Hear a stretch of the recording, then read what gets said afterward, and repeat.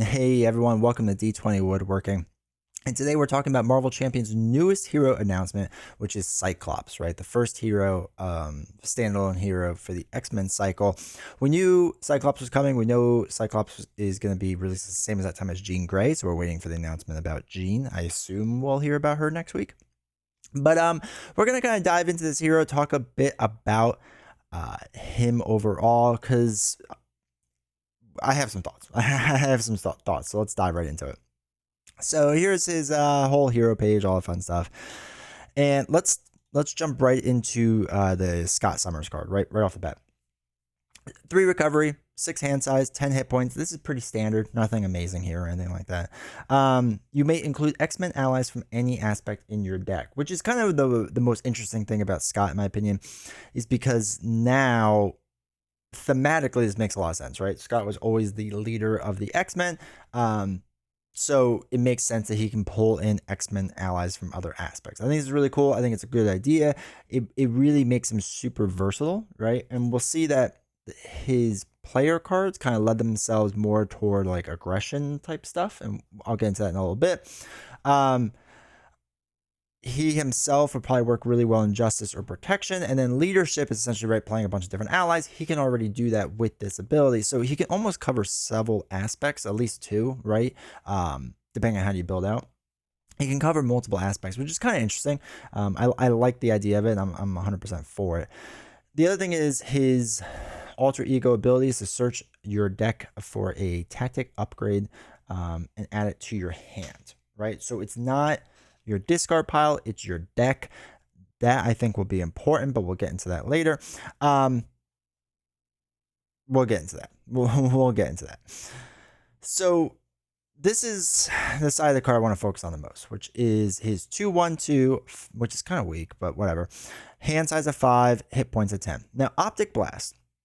It's an action attack. Spend 1 resource of any type. Deal 3 damage to an enemy with an upgrade attached. Limit once per round. This is where I start having issues with Cyclops as far as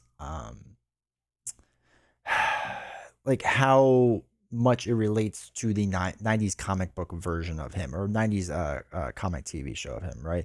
It doesn't feel super thematic because, again, he used Optic Blast for pretty much everything in the TV show and in the comics. Like, just to shoot off a lock, right? To hit this guy, that guy. Like, if there's a ton of stuff out there who Optic Blast all of it. So the fact that you're really limited on this, and not just the once per round, but limited on how it is used, feels kind of off and weird to me. I don't know how much I like that. I almost would have preferred it to be used as much as I want, but not deal 3 damage, right? And definitely not one with an upgrade attached to it, which we'll get into too.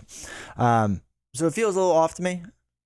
I get that people like it because it feels like you have to be more precise, right? You have to be calculating with things, and then that's what a leader is. It's leader calculates. I don't know. To me, it doesn't follow the comics, but that's me. So here's the first upgrade. And we're gonna be going through these upgrades because these are all important. So it's a 1-cost upgrade, tactic upgrade. So you can attach to an enemy, max 1 per enemy, which, again, we don't know yet if this means for this card specifically, right? The max 1 per enemy is for this card specifically, or any tactic, right? We don't know quite the wording of that yet. I'm going to assume it means for this card in particular. Temporary keyword, which means this upgrade stays on the enemy throughout the entire round, which is kind of nice, right? If you're playing multiplayer, your other, the other champions that you're playing with can use this card essentially. And also protection decks can use this card, right? If you're doing damage through a protection deck, like a full like water deck, the enemy would still take more damage, which is really nice. It's really nice that it's the end of a round and not the phase. And this one in particular increases the amount of damage attached enemy takes from each attack by 1. Okay, simple enough. So one of the things I want to point out, and we'll see this with all of these, is that they jump from Cyclops 4 to Cyclops 6. So I'm going to assume that there's 2 of these exploit weaknesses. I'm going to assume there's 2 practice defense, and I'm going to assume there's 2 priority target, right? And then field commander was 3, so we know there's none before. The reason I think this is important is because this is going to get into the bigger part of this discussion with using Optic Blast. From what we can tell right now, and again, this may change when we actually get Scott himself, there are 6 of these tactic upgrades in Scott's deck, right, at 15 cards. So it's about a third, a little more than a third of the cards let you use the Optic Blast ability, right? Only about a third. And once you use them, you cannot get them back. So if you end up with a hand with several Optic Blast abilities, you're going to be carrying cards over, which most of the time when you play Marvel Champions, right, you don't want to carry that many cards over. So if you end up with 2 of these tactic upgrades in your hand, you're going to be carrying over. It's going to kind of be a detriment to yourself. And then once you use it, you're kind of done with it. So in a deck of, 40 cards, right, and you can use it 6 times, right? That's not even, or a little over 10% of the time you're playing through a deck, you can use the Optic Blast ability, right? So this goes back to the whole thing where I said it feels like it's very limited. This is what I mean. This is how it feels limited to me. It just doesn't make a lot of sense. I think this would have been if this was worded that you can search through your deck or discard pile. I think this is a lot better, right? I think this makes a lot more sense. But as it stands, I'm not going to flip over that much to go for a tactic upgrade when, okay, I'm going to be getting it eventually, and all I'm going to be doing is speeding up that process, when then later on I wouldn't be able to get more tactic upgrades, right? So it's to me, it feels weird. I'm not a big fan of the wording of that. I'm not a big fan of this already because we only really have, from what we can tell, about 6 of these upgrades. So anyway, really talking about this upgrade, now I'm going to go back to him for a second because again I'm going to harp on this. Practice defense. It's a 0 cost upgrade, which is really nice. Same thing with the maximum per enemy. Temporary attached enemy gets -1 attack. Cool. Next one, priority target, also 0 upgrade, also is nice. When attached enemy is defeated, the player defeated draws 2 cards, which is actually a really kind of powerful card, which is really awesome. But okay, cool. Now the key thing too is to get this to work to its fullest, right? You have to spend a resource. Fine. Then you also have to play said upgrade. Now this upgrade costs 1 from your hand. So if you have a 5-card hand, right, hypothetically, 1 cost is going to be to get exploit weakness out there. So that's 2 cards total of your 5. Then you're going to need to use another resource to do 3 damage, right? So we're essentially doing 3 resources for 3 damage at that point. Now, again, there's ways that they mitigate this by having him, when he gets fully built out, that it's a bit better. I get that. But realize that, like, if you're just doing the Optic Blast by itself, it's actually not that strong or that good, really. Now, again, if you take an upgrade from a 0 cost, it's not as bad, right? Because I don't have to pay a resource. It's only 2 resources for 3 damage, which is still not a good trade-off, right? It just isn't. But there are the fringe benefits that, okay, you get -1 attack. That's fine. It takes 1 additional damage. So, okay, it's a 3 for 4 cost then instead. Okay. I guess that's better. If you get to do also your actual attack, okay, so instead of attacking for 1, you attack for 2. Okay, it's a little bit better, right? It's like fringe better, but not completely better. The one thing that kind of makes this interesting, and why I talked about why he is kind of a more minion focus, is this card, Field Commander. It's a 1 cost upgrade. You'll always take your turn first, which is kind of interesting, I think. So when your turn is done, then you proceed in first player order. But each Cyclops upgrade attached to a minion loses a temporary keyword. So if you have a strong minion out there like Laffy or something like that, you actually have an easier chance of defeating that minion, right? Which almost lends Cyclops to being more of an aggression-based hero. I don't think he really is, but like that aspect of him, right, is aggression-based, which is kind of actually interesting, right? I do like that. I am kind of a fan of that.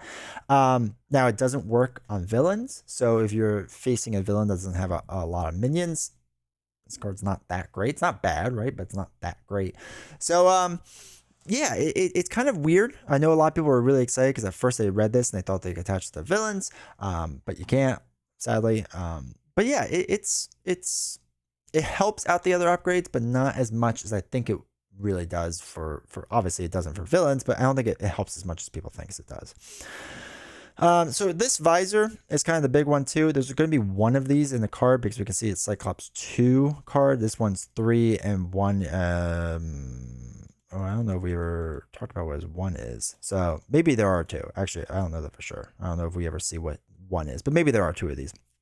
But exhaust this card to generate a science resource for your Optic Blast ability. That attack gains piercing and range, which is really nice too, right? But again, we're talking about now a 2-cost thing, so you have to be able to get this out early to make it worth it for Optic Blast.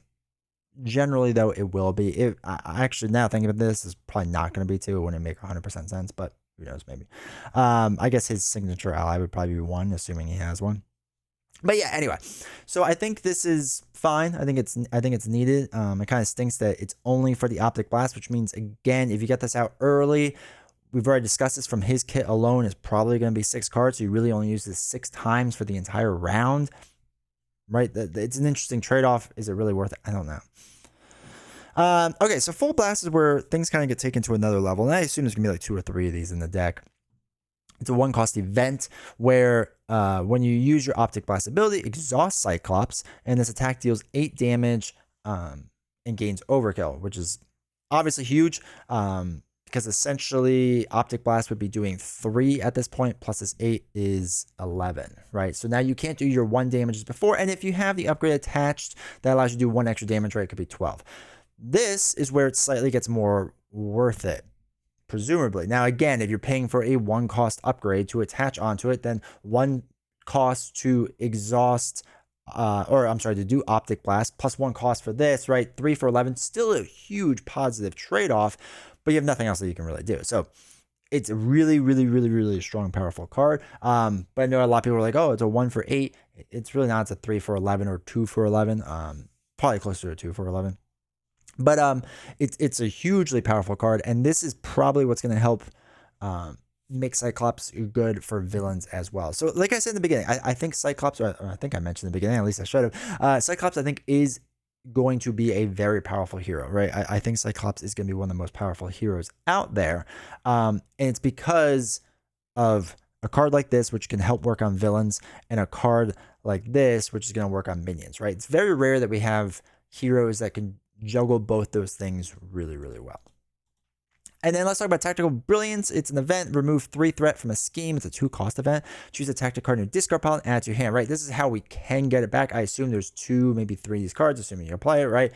So maybe there's a little bit of play where you can now play tactic cards, tactic upgrades, 15, 20% of the time, right? Maybe it's a bit more than before. But it's, as far as threat removal, it's kind of weak in that sense. It's a 2-cost event for 3 threat removal, which isn't that good. That's why personally I would lean toward probably Justice with him, especially for solo, maybe leadership as well, but yeah. And then we get into the allies and whatnot. So the allies I'm not going to really go over that much. You can read them yourself. The one thing I will talk about is we have this upgrade tactic, which is in the leadership deck, right? So attached to a minion. Again, it's another minion card to help him with his tactic upgrade. So you can't attach it to a villain, but you could do it for a minion. And then I thought this was, actually, I think this card's really, really sweet. I'm excited to put this in a lot of decks. When you spend this card to play an ally, the ally gets +1/+1 until the end of the phase for a thwart and attack. That's huge. I think that's a huge, huge card. Okay. And then we have... That's it. Oh, I guess the other big card to talk about was Utopia. If each of these allies has the X-Men trait, increase your ally limit by 1. Pretty cool. After an X-Men ally enters play, exhaust Utopia and ready an X-Men character. Pretty darn good. So that is Scott overall in a nutshell. I think personally he's going to be a very strong, powerful hero. I do think his Optic Blast isn't as thematic as I would like it to be, which I know is just like a weird nitpicky complaint. We'll see what it's like when you actually start, playing in hand. I've been wrong about heroes in the past. I'm sure I'll be wrong again. But I think for power wise, the power is definitely there, right? There's no way around that. He's definitely going to be a super powerful hero. I just think my biggest concern is you're not going to be able to do Optic Blast as much as you would like. And that kind of feels unthematic to me. The last thing about him that I want to mention is I don't really think there's anything super special about him with this, right? The X-Men allies from any aspect in your deck is probably the one really unique thing about him. But as far as attaching something to a villain or a minion and damaging said thing, we've seen that with Valkyrie, right? That's nothing new. We've seen that already. And this goes back again to just kind of how I feel about a lot of things, that I want Marvel Champions to explore. I want them to push the boundaries of heroes. And they didn't really do it with this hero. They didn't really do it. Now, does that mean I'm disappointed by Cyclops? I'm not disappointed. It just gets me worried. And I know there was two feelings I saw in the community a lot through Reddit and Facebook and all that stuff. One was, a lot of excitement because they like Cyclops a lot, right? It doesn't matter. I don't think it really would have mattered what cards were in Cyclops. They were just happy to get Cyclops. And there was another camp that was just kind of, okay, like it felt like another hero, right? It felt like more of the same. And again, I've done videos on this before. I'm not going to cover on this anymore, but to summarize really shortly, it feels like more of the same. We're just doing more of the same, and there's nothing super unique and interesting. And this will be 3 X-Men, where I really don't think it does anything super unique and interesting. We'll see what Jean Grey goes. I think there's a lot of opportunity for Jean. I'm really excited for her. And I really don't want to mess her up because she's my personal favorite X-Men. So I really don't want them to mess her up. I really hope she kind of goes out of the box, does something kind of crazy, something really truly unique and different. And I'm really excited for that possibility. So anyway, I appreciate you taking the time to watch this video. I really do. Thank you. Do me a huge favor if you made this far. Please hit the like button, please leave a comment, and please subscribe. We're trying to hit 1,000 subscribers. It would mean a lot to me. It would mean a lot to this channel. So please consider hitting that, and I'll see you next time.